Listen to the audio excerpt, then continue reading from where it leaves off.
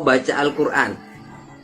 Orang yang tidak melaksanakan sholat 5 waktu, itu kata Kanjeng Sunan Giri.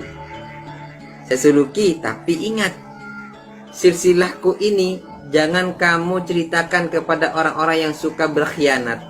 Ya, orang yang suka berkhianat itu gimana ya? Ketika diberi amanah, dia berkhianat. Ketika dia nggak menepati apa yang telah dia diamanahi, apa yang telah dia berjanji nggak ditepatin, berkhianat.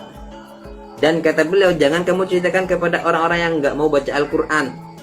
Jangan kau ceritakan. Dan jangan kamu ceritakan kepada orang-orang yang tidak mau melaksanakan atau mengerjakan sholat 5 waktu. Jangan kau ceritakan kepada mereka. Kenapa? Mereka itu bukan anak cucuku. Itu kata beliau.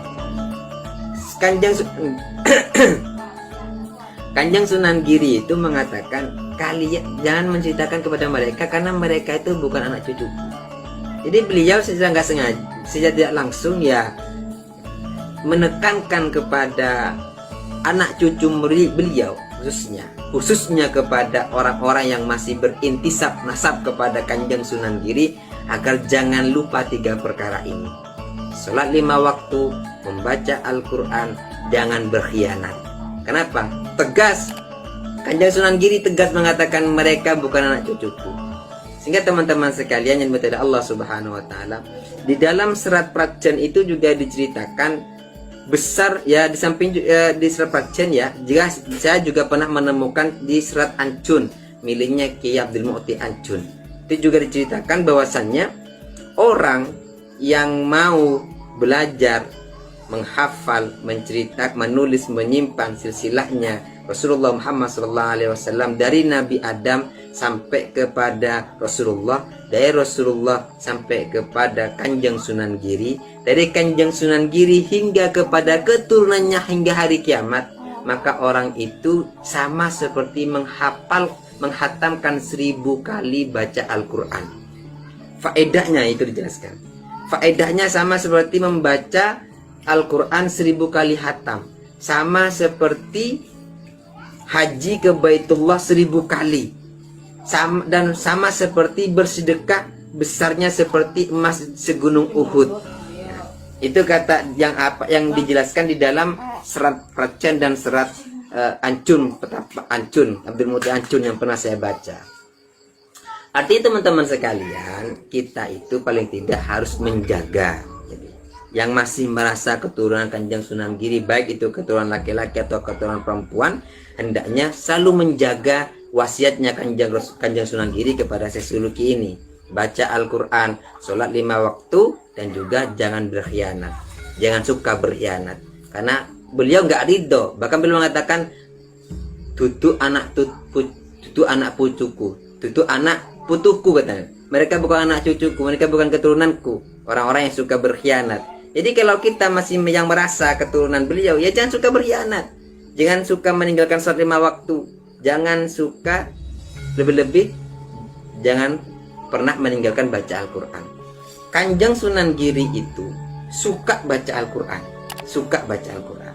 Di dalam serat Walisana itu diceritakan bahwasannya sebelum beliau itu belajar ke Ampel, ya sebelum belajar ke Ampel, beliau itu khulwat dulu di Giri Kedaton selama 100 hari.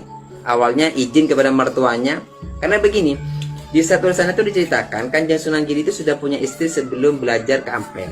Nah, kepada istrinya itu adalah anak paman angkatnya sendiri, yaitu saudaranya Nyai Ageng Pinati sama Ki Ageng Pinati, saudaranya.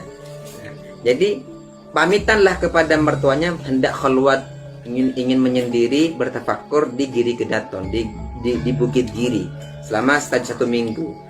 Yang dibaca hanya Al-Quran, sholat Al-Quran, gitu yang dibaca. Mungkin istilah selawat ya, cuman dijelaskan hanya Al-Quran. Baca Al-Quran siang dan malam sama 7 hari. Setelah itu 7 hari oleh mertuanya disusul, nggak pulang kah? Pulang sebentar, 1 hari, izin lagi mau meneruskan sampai 21 hari. Lanjut sampai ke 30 hari, lanjut sampai ke 40 hari, lanjut sampai ke 100 hari. Setelah 100 hari beliau baru turun kembali ke rumah mertuanya, minta izin ke Ampel untuk belajar kepada Kanjeng Sunan Ampel. Artinya teman-teman sekalian, beliau itu sangat senang membaca Al-Quran, amalannya baca Al-Quran. Dan banyak keturunan-keturunan Kanjeng Sunan Giri yang ada di Madura, khususnya ya keturunan daripada Pangeran Kanjeng Sunan Kulon, sampai ke bawah. Keturunannya yang namanya Syekh Muzakir Sunan Batu Kolong itu amalannya baca Al-Quran.